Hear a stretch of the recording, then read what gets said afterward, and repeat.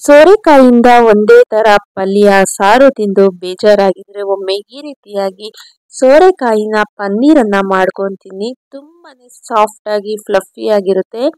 ಇದನ್ನ ಹೇಳ್ಕೊಡ್ತೀನಿ ಯಾವ ರೀತಿಯಾಗಿ ಮಾಡಬೇಕು ಅಂತ. ಇದು ನಿಮಗೆ ಚಪಾತಿ ಜೊತೆ, ದೋಸೆ ಜೊತೆ, ಪೂರಿ ಜೊತೆ, ರೋಟಿ ಜೊತೆ ಸೂಪರ್ ಕಾಂಬಿನೇಷನ್ ಅನ್ಬೋದು. ಇದನ್ನ ಯಾವ ರೀತಿಯಾಗಿ ಮಾಡಬೇಕು ಸ್ಟೆಪ್ ಬೈ ಸ್ಟೆಪ್ ಹೇಳ್ಕೊಡ್ತೀನಿ. ಎಲ್ಲೂ ಸಹ ವಿಡಿಯೋನ ಸ್ಕಿಪ್ ಮಾಡಿಬಿಡಿ, ಪೂರ್ತಿಯಾಗಿ ನೋಡಿ. ತುಂಬಾ ಅಂದ್ರೆ ತುಂಬಾನೇ ರುಚಿಯಾಗಿರುತ್ತೆ, ಫೈಬರ್ ರಿಚ್ ಸಹ ಹೌದು. ಮೊದಲಿಗೆ ಇದಕ್ಕೆ ಒಂದು ಸೋರೆಕಾಯಿನ ತಗೊಂಡು ಮೇಲಿನ ಸಿಪ್ಪೆಯನ್ನೆಲ್ಲ ತೆಗಿಬೇಕಾಗುತ್ತೆ. ನಂತರ ಸೈಡ್ ಅಲ್ಲಿ ಕಟ್ ಮಾಡ್ಕೊಳ್ಳಿ ಈ ರೀತಿಯಾಗಿ. ನಂತರ ಇದನ್ನ ಸಣ್ಣದಾಗಿ ಪೀಸಸ್ ಮಾಡ್ಕೋಬೇಕಾಗುತ್ತೆ. ಈ ಸೋರೆಕಾಯಿ ಸೇವನೆಯಿಂದ ಎದೆಯುರಿ, ದೇಹದಲ್ಲಿ ನೀರಿನ ಕೊರತೆ, ತಲೆ ಸುತ್ತು, ಉಸಿರಾಟದ ತೊಂದರೆ ಏನೇ ಇದ್ರೂ ಸಹ ನಿಮಗೆ ಗುಣಮುಖ ಆಗುತ್ತೆ. ಅದಲ್ಲದೆ ಇದು ನಿಮಗೆ ತೂಕವನ್ನು ಕಡಿಮೆ ಮಾಡಲು ಸಹಾಯ ಮಾಡುತ್ತದೆ. ಈಗ ಇದನ್ನ ಒಂದು ಮಿಕ್ಸಿ ಜಾರಲ್ಲಿ ಹಾಕೊಳ್ಳೋಣ. ನಂತರ ಇದರಲ್ಲಿ ವಿಟಮಿನ್ ಸಿ, ಸೋಡಿಯಂ, ಫೈಬರ್ ಮತ್ತು ಕಬ್ಬಿಣದ ಅಂಶ ತುಂಬಾನೇ ಹೇರಳವಾಗಿರುತ್ತದೆ. ನಂತರ ಇದಕ್ಕೆ ರಾತ್ರಿನೇ ಸೋಕ್ ಮಾಡಿ ಇಟ್ಕೊಂಡಿರುವಂತಹ ಕಾಬೂಲ್ ಚನ್ನಾನ ಹಾಕೊತಾ ಇದ್ದೀನಿ. ಇದು ಸಹ ನಿಮಗೆ ಹೃದಯದ ಆರೋಗ್ಯವನ್ನ ಕಾಪಾಡುತ್ತದೆ. ಅದಲ್ಲದೆ ಇದು ಸಹ ನಿಮಗೆ ವೆಯ್ಟ್ ಲಾಸ್ಗೆ ತುಂಬಾನೇ ಪ್ರಯೋಜನ ಅಂತಾನೆ ಹೇಳ್ಬೋದು. ಮತ್ತೆ ಜೀರ್ಣಕ್ರಿಯೆಯನ್ನು ಸಹ ಹೆಲ್ಪ್ ಮಾಡುತ್ತದೆ. ನಂತರ ಇದಕ್ಕೆ ಒಂದು ಅರ್ಧ ಇಂಚಷ್ಟು ಶುಂಠಿಯನ್ನು ಹಾಕೊಳ್ತಾ ಇದ್ದೀನಿ. ಹಾಗೆ 1 ಸ್ಪೂನ್ ಅಷ್ಟು ಜೀರಿಗೆ, ಒಂದು 7 ರಿಂದ 8 ಎಸಳು ಬೆಳ್ಳುಳ್ಳಿಯನ್ನು ಹಾಕೊತಾ ಇದ್ದೀನಿ. ಹಾಗೆ ಒಂದು 4 ಹಸಿಮೆಣಸಿನಕಾಯಿಯನ್ನ ಹಾಕೊತಾ ಇದ್ದೀನಿ. ಈಗ ಇದನ್ನ ನುಣ್ಣಗೆ ಗ್ರೈಂಡ್ ಮಾಡ್ಕೊಳ್ಳಿ. ನೀರನ್ನ ಸೇರಿಸದೆ ನುಣ್ಣಗೆ ಗ್ರೈಂಡ್ ಮಾಡ್ಕೋಬೇಕಾಗುತ್ತೆ. ಇಲ್ಲಿ ನಾನು 1 ಕಪ್ ಅಷ್ಟು ಸೋರೆಕಾಯಿನ ತಗೊಂಡ್ರೆ ಒಂದು 3/4 ಕಪ್ ಅಷ್ಟು ಕಾಬೂಲ್ ಚನ್ನಾನ ತಗೊಂಡಿದ್ದೀನಿ. ಈಗ ಇದನ್ನ ಒಂದು ಬೌಲ್ಗೆ ಟ್ರಾನ್ಸ್ಫರ್ ಮಾಡ್ಕೊತಾ ಇದ್ದೀನಿ. ನೀವು ಬೇಕಾದ್ರೆ ಪ್ಲೇಟಲ್ಲೂ ಸಹ ಹಾಕೋಬಹುದು. ಈಗ ಒಂದು ಕುಕ್ಕರ್ ಅನ್ನ ತಗೊಂಡು ಈ ರೀತಿಯಾಗಿ ಮಧ್ಯದಲ್ಲಿ ಒಂದು ಕಪ್ಪನ್ನು ಇಟ್ಟು ಇದಕ್ಕೆ ತೆಳ್ಳಗೆ ಕಟ್ ಮಾಡ್ಕೊಂಡಿರುವಂತಹ ಈರುಳ್ಳಿ ಹಾಗೂ ತೆಳ್ಳಗೆ ಕಟ್ ಮಾಡ್ಕೊಂಡಿರುವಂತಹ ಟೊಮೆಟೊ, ಸ್ವಲ್ಪ ಶುಂಠಿ, 2 ಚಕ್ಕೆ, 2 ಲವಂಗ, ಒಂದೇ ಒಂದು ಪಲಾವ್ ಎಲೆ, ಸ್ವಲ್ಪ ಗೋಡಂಬಿ, ಸ್ವಲ್ಪ ಕೊತ್ತಂಬರಿ ಸೊಪ್ಪು. ನಾನಿಲ್ಲಿ 2 ಈರುಳ್ಳಿಯನ್ನು ತಗೊಂಡಿದ್ದೀನಿ, 3 ಟೊಮೆಟೊನ ತಗೊಂಡಿದ್ದೀನಿ. ಹಾಗೆ ಸ್ವಲ್ಪ ಬೆಳ್ಳುಳ್ಳಿ ಮತ್ತೆ ಸ್ವಲ್ಪ ನೀರನ್ನ ಹಾಕಿ ನಾವು ಈಗಾಗಲೇ ಪೇಸ್ಟ್ ಮಾಡಿಟ್ಕೊಂಡಿರ್ತೀವಲ್ವಾ ಸೋರೆಕಾಯಿ ಮತ್ತು ಕಾಬೂಲ್ ಚನ್ನ, ಅದನ್ನ ಈ ಕಪ್ಪಿನ ಮೇಲೆ ಇಡಬೇಕಾಗುತ್ತೆ. ಈಗ ಲಿಡ್ ಅನ್ನ ಕ್ಲೋಸ್ ಮಾಡಿ ಒಂದು 3 ರಿಂದ 4 ವಿಷಲ್ ಬರೋ ತರ ಕುಕ್ ಮಾಡ್ಕೊಳ್ಳೋಣ. ಈಗ ನೋಡಿ ಲಿಡ್ ಅನ್ನ ಓಪನ್ ಮಾಡಿ ತೋರಿಸ್ತಾ ಇದ್ದೀನಿ, ಚೆನ್ನಾಗಿ ಬೆಂದಿದೆ. ಈಗ ಪ್ಲೇಟ್ ಅನ್ನ ಸಪರೇಟ್ ಆಗಿ ಎತ್ತಿಟ್ಕೊಂಡಿದ್ದೀನಿ.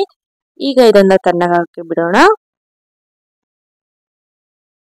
ಈಗ ಬೇಯಿಸ್ಕೊಂಡಿರುವಂತಹ ಟೊಮೆಟೊ ಈರುಳ್ಳಿ ಮಿಶ್ರಣ ಏನಿರುತ್ತಲ್ಲ ಅದನ್ನ ಅದೇ ಮಿಕ್ಸಿ ಜಾರಲ್ಲಿ ಹಾಕೊಳ್ಳಿ. ಇದನ್ನ ನುಣ್ಣಗೆ ಗ್ರೈಂಡ್ ಮಾಡ್ಕೊಳ್ಳಿ. ಈಗ ಒಂದು ಕಡಾಯಿಯಲ್ಲಿ ಎಣ್ಣೆಯನ್ನು ಹಾಕಿ ಅದಕ್ಕೆ ಸ್ವಲ್ಪ ಸಾಸಿವೆ, ಸಣ್ಣಗೆ ಕಟ್ ಮಾಡ್ಕೊಂಡಿರುವಂತಹ ಈರುಳ್ಳಿಯನ್ನು ಹಾಕಿ ಫ್ರೈ ಮಾಡ್ಕೊಳ್ಳಿ. ನಂತರ ಇದಕ್ಕೆ ಸ್ವಲ್ಪ ಕರಿಬೇವನ್ನು ಹಾಕಿ ಅದನ್ನು ಸಹ ಚೆನ್ನಾಗಿ ಫ್ರೈ ಮಾಡಿಕೊಂಡು ನಂತರ ಇದಕ್ಕೆ ಸಣ್ಣಗೆ ಕಟ್ ಮಾಡ್ಕೊಂಡಿರುವಂತಹ ಒಂದೇ ಒಂದು ಟೊಮೆಟೊನ ಹಾಕಿ ಅದನ್ನು ಸಹ ಚೆನ್ನಾಗಿ ಫ್ರೈ ಆದಮೇಲೆ ಇದಕ್ಕೆ ಸ್ವಲ್ಪ ಅರಿಶಿಣವನ್ನು ಹಾಕಿ ಹಾಗೆ 1.5 ಸ್ಪೂನ್ ಅಷ್ಟು ಖಾರದ ಪುಡಿಯನ್ನು ಹಾಕೊತಾ ಇದ್ದೀನಿ. ನೀವು ಇನ್ನೂ ಸ್ವಲ್ಪ ಖಾರ ಬೇಕಂದ್ರೆ ಹಾಕೋಬಹುದು.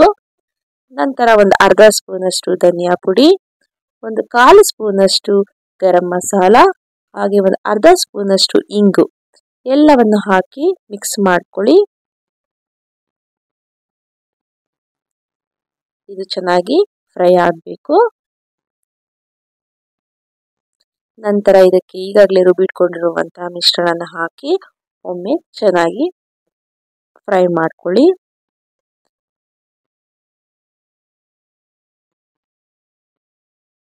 ಈ ಮಸಾಲೆ ಎಲ್ಲ ಚೆನ್ನಾಗಿ ಹಿಡಿಬೇಕು, ಅಲ್ಲಿವರೆಗೂ ನಾವು ಸ್ವಲ್ಪ ಫ್ರೈ ಮಾಡ್ಕೊಳ್ಳೋಣ. ನಂತರ ಇದಕ್ಕೆ ಸ್ವಲ್ಪ ನೀರನ್ನ ಸೇರಿಸ್ಕೊಂಡು ರುಚಿಗೆ ತಕ್ಕಷ್ಟು ಉಪ್ಪನ್ನ ಆ್ಯಡ್ ಮಾಡ್ತಾ ಇದ್ದೀನಿ. ನೀರಿನ ಕನ್ಸಿಸ್ಟೆನ್ಸಿಯನ್ನು ನೋಡಿಕೊಂಡು ಹಾಕ್ಕೊಳ್ಳಿ, ತುಂಬ ನೀರು ಮಾಡ್ಕೋಬೇಡಿ. ಈಗ ಅದು ಕುಕ್ ಆಗೋಷ್ಟರಲ್ಲಿ ಈಗ ಇದು ತಣ್ಣಗಾಗಿದೆ. ಈಗ ಇದನ್ನು ಕಟ್ ಮಾಡ್ಕೊತಾ ಇದ್ದೀನಿ. ನಿಮಗೆ ಯಾವ ಸೈಜಲ್ಲಿ ಬೇಕೋ ಆ ಸೈಜಲ್ಲಿ ಕಟ್ ಮಾಡ್ಕೋಬಹುದು. ನಿಮಗೆ ತುಂಬ ಚಿಕ್ಕ ಚಿಕ್ಕ ಪೀಸಸ್ ಬೇಕಂದರೆ ಚಿಕ್ಕ ಪೀಸಸ್ಸಲ್ಲಿ ಕಟ್ ಮಾಡ್ಕೊಳ್ಳಿ, ಇಲ್ಲ ಈ ರೀತಿಯಾಗಿ ದೊಡ್ಡ ದೊಡ್ಡ ಪೀಸಸ್ಸಲ್ಲೂ ಸಹ ಕಟ್ ಮಾಡ್ಕೋಬಹುದು.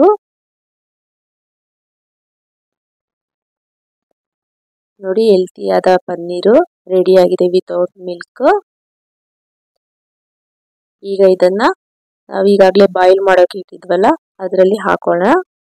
ಇದು ಸ್ವಲ್ಪ ಬಾಯ್ಲ್ ಆಗುವಾಗ ನೀವು ಒಂದೊಂದೇ ಪನ್ನೀರ್ ಕ್ಯೂಬ್ಸ್ಗಳನ್ನು ಇದರಲ್ಲಿ ಹಾಕೊಳ್ಳಿ. ಇನ್ನು ನಮ್ಮ ಚಾನಲನ್ನು ಸಬ್ಸ್ಕ್ರೈಬ್ ಮಾಡಿಲ್ಲ ಅಂದರೆ ಪ್ಲೀಸ್ ಸಬ್ಸ್ಕ್ರೈಬ್ ಮಾಡಿಕೊಂಡು ವಿಡಿಯೋಗಳನ್ನು ಪೂರ್ತಿಯಾಗಿ ನೋಡಿ ಸಪೋರ್ಟ್ ಮಾಡಿ. ಹಾಕಿದ ತಕ್ಷಣ ನೀವು ಸ್ಪೂನಲ್ಲೆಲ್ಲ ತಿರುಗ್ಸಕ್ಕೆ ಹೋಗಬೇಡಿ. 1-2 ನಿಮಿಷ ಬಿಟ್ಬಿಟ್ಟು ನೋಡಿ ಎಷ್ಟು ಚೆನ್ನಾಗಿ ಕುಕ್ ಆಗಿದೆ ಅಂತ. ಈಗ ಇದು ರೆಡಿ ಆಗಿದೆ. ಸ್ಟವನ್ನು ಆಫ್ ಮಾಡಿ ಲಿಡ್ಡನ್ನು ಕ್ಲೋಸ್ ಮಾಡ್ತಾ ಇದ್ದೀನಿ. ಈಗ ನೋಡ್ತಾ ಇರ್ಬೋದು ಟೇಸ್ಟಿಯಾದಂತಹ ಹೆಲ್ತಿಯಾದಂತಹ ಸೋರೆಕಾಯಿ ಪನ್ನೀರ್ ಗ್ರೇವಿ ರೆಡಿ ಆಗಿದೆ. ಮೊದಲೇ ಹೇಳಿದಾಗ ಇದನ್ನ ಚಪಾತಿ ಜೊತೆ, ರೋಟಿ ಜೊತೆ, ಪೂರಿ ಜೊತೆ ಸರ್ವ್ ಮಾಡಿ ಮನೆಯಲ್ಲೆಲ್ಲ ತುಂಬ ಅಂದರೆ ತುಂಬಾ ಇಷ್ಟಪಟ್ಟು ತಿಂತಾರೆ.